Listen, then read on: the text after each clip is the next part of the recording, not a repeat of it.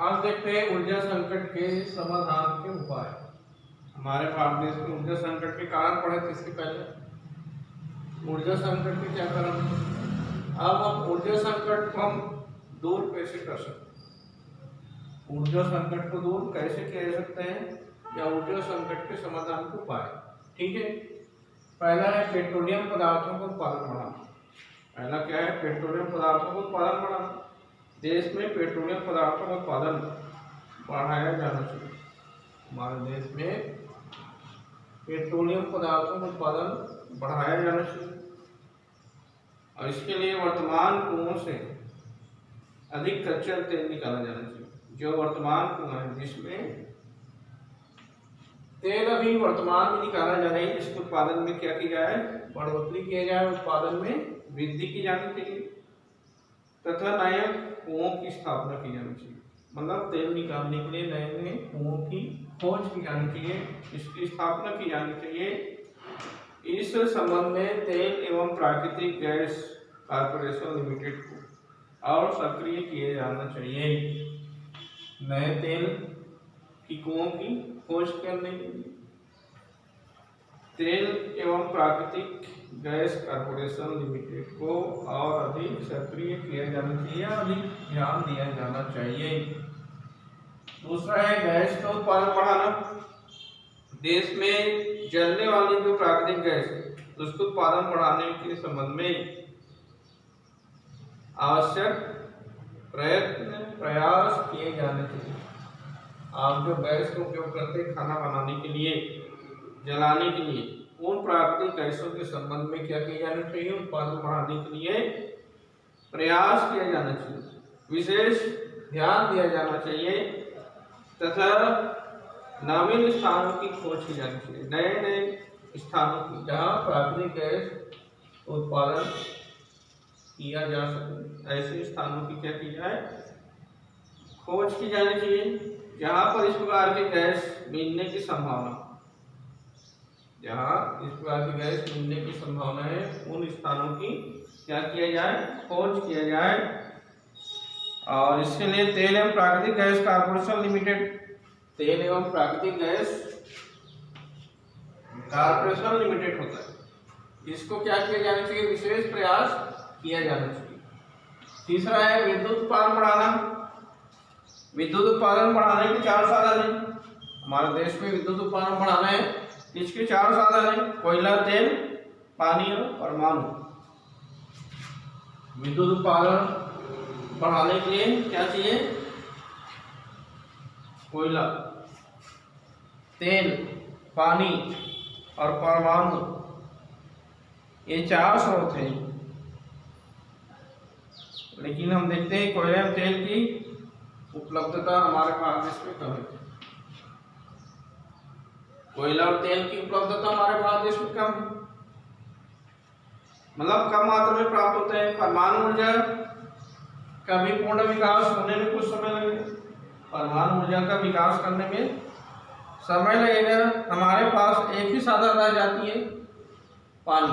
हमारे पास क्या है, पानी पर्याप्त मात्रा में, तो पानी पर्याप्त मात्रा उपलब्ध होने के कारण इसके द्वारा क्या बनाई जाती है, विद्युत उत्पादन किए जाते हैं। जल विद्युत जिसको कहते हैं, जल विद्युत का उत्पादन किया जाता है। तो जल विद्युत उत्पादन करने के लिए हमको क्या करना पड़ेगा, बांधों का निर्माण करना पड़ेगा और उस बांधों में पानी को एकत्रित करना पड़ेगा। यही पानी में किसके काम आता है, विद्युत उत्पादन में काम आता है। क्या होता है, विद्युत गृहों की पूरी क्षमता का प्रयोग। ऊर्जा संकट के समाधान करने के लिए विद्युत गृहों की पूरी क्षमता का उपयोग किया जाए या विद्युत क्षमता बढ़ाने के लिए क्या किया जाए, प्रयास किए जाने चाहिए। वर्तमान में विद्युत गृहों की, हम देखते हैं वर्तमान में विद्युत गृहों द्वारा 67% विद्युत गृहों के द्वारा उपयोग किया जा रहा है। इस प्रकार इनका उपयोग बढ़ाने की अत्यंत आवश्यकता है। मतलब विद्युत गृहों में जो विद्युत उत्पादन की जाती है, इनकी क्षमता सिर्फ 67%। तो क्या किया जाए, इसकी क्षमता को बढ़ाया जाए। 5वां है विद्युत की बर्बादी एवं चोरी में कमी। अब सबको मालूम है कि हमारे भारत देश में विद्युत की बर्बादी कुल उत्पादन की 25.6%।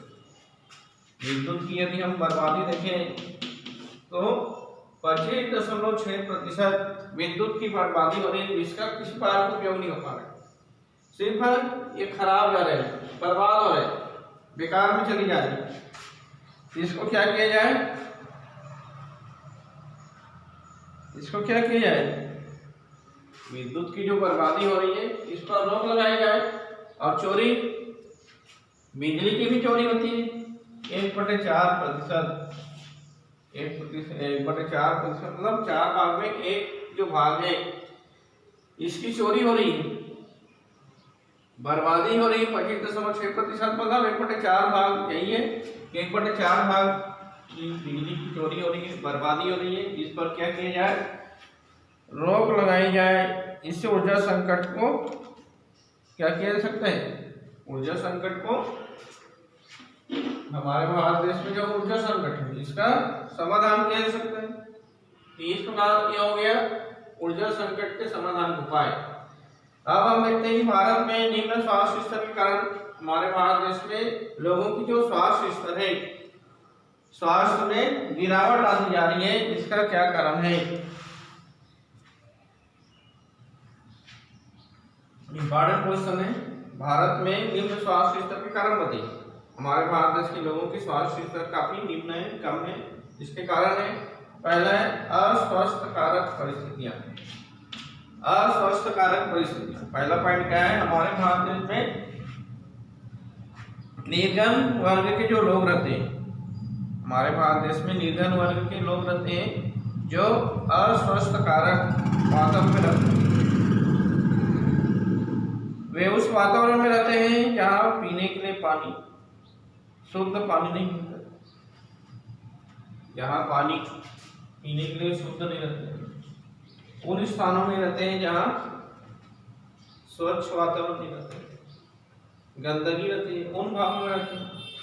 तो उन भागों में यदि रहेगा तो क्या होगा, लोगों की स्वास्थ्य पर इसका बुरा प्रभाव पड़ेगा। क्योंकि स्वस्थ रहने के लिए हमको शुद्ध पानी चाहिए, गंदगी नहीं होनी चाहिए, जहाँ हम रहते हैं वहाँ गंदगी नहीं होनी चाहिए, साफ सफाई की व्यवस्था होनी चाहिए, मल मूत्र की निकासी की व्यवस्था होनी चाहिए। और ये सब व्यवस्था नहीं होगी तो क्या होगा, अनेक प्रकार की महामारियों का सामना करना पड़ेगा। ये है अस्वस्थकारक परिस्थितियाँ।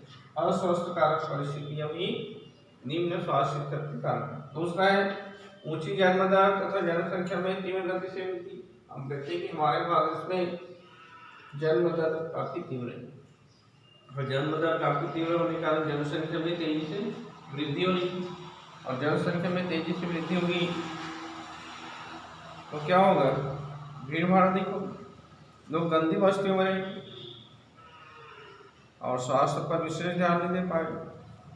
और आप सबको मालूम है जहाँ गंदी बस्ती होगी वहाँ महामारी बहुत जल्दी फैलती है, लोग उनके शिकार बन जाएंगे। इस प्रकार हम देखते हैं जहाँ लोग रहते हैं वहाँ भीड़ भाड़ अधिक होगी, और भीड़ भाड़ अधिक होगी तो गंदी बस्तियों का साम्राज्य स्थापित होगा, गंदी बस्ती बन जाएगी, और गंदी बस्ती बनेगा तो क्या होगा, लोगों की स्वास्थ्य पर इसका बुरा प्रभाव पड़ेगा, अनेक प्रकार की महामारी बीमारियां फैल जाएंगी। इस प्रकार जन्म दर और जनसंख्या वृद्धि के कारण लोगों को गंदी बस्तियों में रहना पड़ता है, लोगों को शुद्ध पानी नहीं मिल पाता, और गंदी बस्ती में रहेगा तो भीड़ भाड़ स्थान अधिक होगी, भीड़ भाड़ बढ़ेगा क्योंकि जनसंख्या अधिक होगी, भीड़ भाड़ बढ़ना है, और भीड़ भाड़ अधिक होगी तो अनेक प्रकार की महामारियों का सामना लोगों को करना पड़ेगा। तीसरा है पौष्टिकहीनता। भारत में खाद्यान्न का अभाव। भारत में क्या है, खाद्यान्न का अभाव, और जो हम खाद्यान्न उपयोग कर रहे हैं, भारत में खाद्यान्न का अभाव है, और लोगों द्वारा जो खाद्यान्न उपयोग किया जा रहा है, खाने के लिए उपयोग किया जा रहा है, वो भी खाना क्या है, उसमें पौष्टिकता का अभाव है, पर्याप्त मात्रा में पौष्टिक पदार्थ नहीं मिल पाती, और पौष्टिक भोजन नहीं मिलने के कारण क्या होंगे, स्वास्थ्य संबंधी समस्याएं होंगी। लोगों को यदि पौष्टिक भोजन, पौष्टिक आहार नहीं मिलेगा तो क्या होगा, स्वास्थ्य पर इसका बुरा प्रभाव पड़ेगा। स्वास्थ्य संबंधी अनेक प्रकार की कठिनाइयों का सामना करना पड़ेगा, और खास करके जो बच्चे हैं उनके स्वास्थ्य पर तो इनका और अधिक बुरा प्रभाव पड़ेगा, क्योंकि मां बनने वाली स्त्रियों में पौष्टिकहीनता पाई जाती है। मां बनने वाली जो महिलाएं, इसमें पौष्टिकहीनता पाई जाती है, और पौष्टिकहीनता के कारण मां तथा भावी संतान को अनेक हानिकारक बीमारियों से, संक्रमण से मुक्ति नहीं मिलेगी। अनेक प्रकार की महामारी, संक्रमण की स्थिति उत्पन्न होगी। इसलिए स्वास्थ्य स्तर में कमी कारण क्या है, पौष्टिकहीनता। चौथा है आवास की उचित सुविधाओं का अभाव।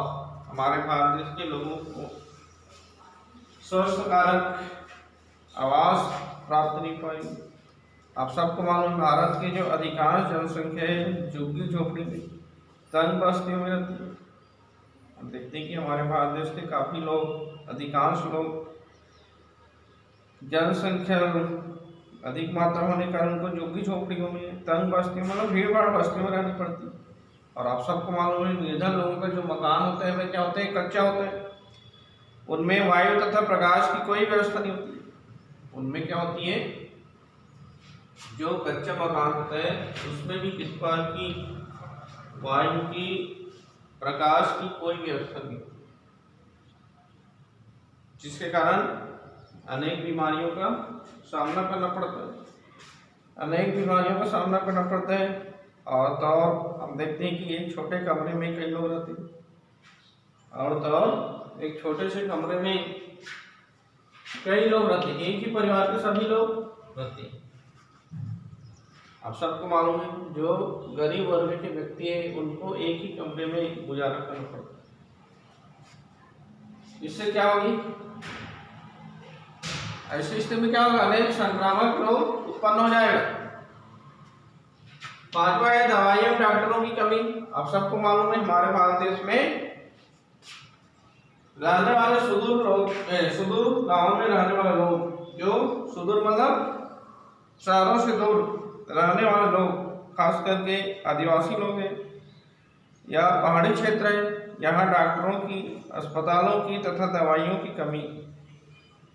भारत के जो सुदूर क्षेत्र में रहने वाले, सुदूर गांव में रहने वाले, मतलब शहर से दूर रहने वाले लोगों की या पहाड़ी क्षेत्रों में रहने वाले लोगों को पर्याप्त डॉक्टर, अस्पताल या दवाइयाँ उपलब्ध नहीं पाती। मतलब दवाइयों की कमी के कारण लोगों में अनेक प्रकार की बीमारियां फैल जाती हैं, और जीवन भर के लिए रोगी पर अनेक प्रकार की यदि बीमारियां होगी तो जिंदगी भर वे कार्य करने के लायक नहीं होगी, कार्य करने लायक नहीं होगी, और कार्य करने लायक नहीं होगी तो उनकी कार्य क्षमता में कमी आएगी। और छठवां है जल एवं वायु प्रदूषण। आप सबको मालूम है, हमारे भारत देश में औद्योगिकरण बढ़ती जा रही है, और औद्योगिकरण के परिणाम स्वरूप जल और वायु प्रदूषण भी बढ़ता जा रहा है। हमारे भारत देश में क्या हो रहा है, औद्योगिकरण बढ़ता जा रहा है। औद्योगिकरण के परिणाम स्वरूप जल और वायु का प्रदूषण बढ़ रहा है। गंदे नाले नदियों में गिर रहे हैं। गंदे नाली को जो पानी है वे नदियों में गिराई जा रही है, और उन्हीं नदियों का जल पीते हैं। गंदी नाली की जो पानी है इसको नदियों में, जैसे हम देखते हैं गाँव में तालाबों में बहा दी जाती है, और तालाब का जल क्या होगा, गंदा होगा, और इसका उपयोग हम नहाने के लिए करते हैं, कपड़ा धोने के लिए करते हैं। इससे क्या होगा, हमारे स्वास्थ्य पर इसका प्रभाव पड़ेगा नहीं पड़ेगा, लोग क्या हो जाएगा, अस्वस्थ हो जाएगा। वायु प्रदूषण से भी दमा रोग लग जाते हैं। वायु प्रदूषण के कारण दमा रोग, सांस की बीमारी उत्पन्न होती है, जिसके कारण लोगों की कार्य कुशलता कम हो जाती है। ये हो गया ऊर्जा संकट के समाधान उपाय और भारत में निम्न स्वास्थ्य स्तर के कारण। अब हम देखते हैं सुधार, स्वास्थ्य में सुधार उपाय। स्वास्थ्य में सुधार के उपाय। स्वास्थ्य में सुधार करना है, क्योंकि हमारे भारत देश की जो स्वास्थ्य स्तर है निम्न है, तो इसमें क्या सुधार किया जाए। तो पहला है भारत सरकार ने चेचक का उन्मूलन कर दिया है। पहला है भारत सरकार ने क्या कर दिया है, चेचक का उन्मूलन कर दिया है। चेचक एक बीमारी है, इनका उन्मूलन भारत सरकार द्वारा किया जा रहा है। दूसरा है मलेरिया, हमारे भारत देश में क्या हो रही है, मलेरिया अधिक हो रही है, तो भारत सरकार ने राष्ट्रीय मलेरिया विरोधी कार्यक्रम आरंभ किया है। मलेरिया को दूर करने के लिए भारत सरकार द्वारा क्या किए गए हैं, राष्ट्रीय मलेरिया विरोधी कार्यक्रम प्रारंभ किए गए, जिसका मुख्य उद्देश्य लोगों को मलेरिया, काला ज्वर, मस्तिष्क ज्वर, फाइलेरिया आदि से बचाना है। हम सब जानते हैं कि हमारे भारत देश में मलेरिया जैसी बीमारियां हैं। मलेरिया जैसे बीमारियों को दूर करने के लिए भारत सरकार द्वारा क्या किए गए हैं, मलेरिया विरोधी कार्यक्रम चलाई जा रही है, और जिसके माध्यम से काला ज्वर, मस्तिष्क ज्वर, फाइलेरिया से भी रक्षा या मुक्ति मिल रही है। और इसके बाद हम देखते हैं तीसरा है हैजे से भी। तीसरा है हैजे से भी लोग काफी संख्या में लोग क्या हो रहे हैं, मर रहे हैं। काफी संख्या में क्या हो रहे हैं, मर रहे हैं। इसके लिए भी प्रयास किए, कम करने का भी प्रयास किया जा रहा है। हैजे से लोगों की संख्या में देखें तो पहले 10,000 होती थी, अब क्या हो गए, कम होकर 1,000 हो गई। हैजा बीमारी है भी, 10,000 लोग इससे प्रभावित होता, अब ये क्या हो गई, इसकी संख्या 1,000 में ही रह गई। इस प्रकार हैजे से भी मुक्ति मिल गई। ये है स्वास्थ्य स्तर में सुधार उपाय। भारत सरकार ने राष्ट्रीय कुष्ठ उन्मूलन कार्यक्रम चलाया जाता है। कुष्ठ रोग को दूर करने के लिए भारत सरकार क्या किया जा रहा है, कुष्ठ उन्मूलन कार्यक्रम चलाए जा रहे हैं, जिसके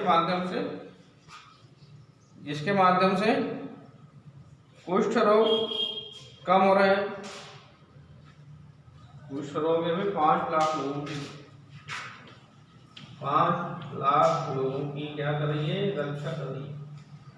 कुष्ठ रोग से 5 लाख लोगों की रक्षा।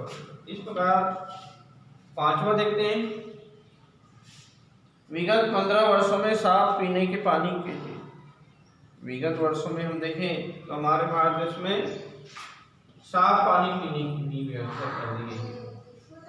विगत 15 वर्षों में साफ पानी की भी क्या कर दी गई है, व्यवस्था कर दी गई है। तो इस प्रकार ऊर्जा संकट के समाधान उपाय, निम्न स्वास्थ्य स्तर कारण और इनके उपाय, स्वास्थ्य स्तर में सुधार के लिए क्या उपाय किए गए, ठीक है।